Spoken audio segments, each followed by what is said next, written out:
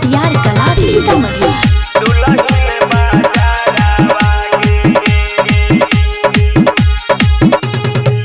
उठवा पे लाली लगा के आँख में काजरवा गे, उठवा पे लाली लगा के केस में काजरवा गे।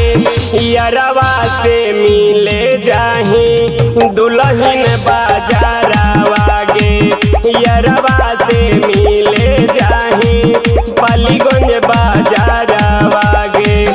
उठवा पे लाली लगा के आँख में काजरवा गे, उठवा में लाली लगा के केस में काजरवा गे। यरवा से मिले जाही दुल्हन बाजारवा गे, यरवा से मिले जाही दुल्हन बाजारवा गे। सोना recording studio Bihar Sharif. DJ विकास मटियार कला सीतामढ़ी।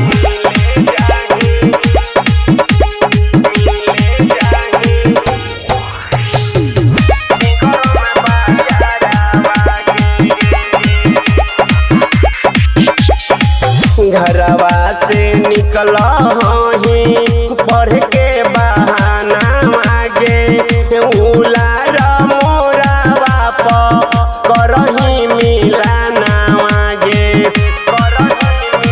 गे। सब जनयो घरवा से निकल ही पढ़ के बहाना मागे, उलार मोरावा करही मिलाना मागे। घर के परिवारवा से तोरा लागो नहीं डरवा गे, घर के परिवारवा से तोरा लागो नहीं डरवा गे। यरवा से मिले जाही दुल्हन बाजारवा गे, यरवा से मिले जाही विक्रम बाजारवा गे। मिक्स बाय मनोज मस्ताना। डीजे विकास मटियार कला सीतामढ़ी।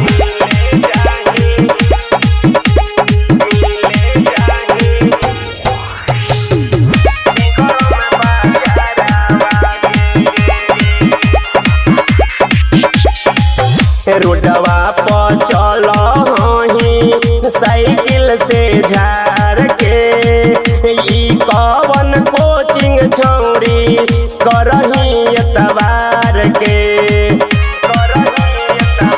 गे सुनही रोडवा पर चल ही साइकिल से झाड़ के, ई कवन कोचिंग छौरी करही एतबार के।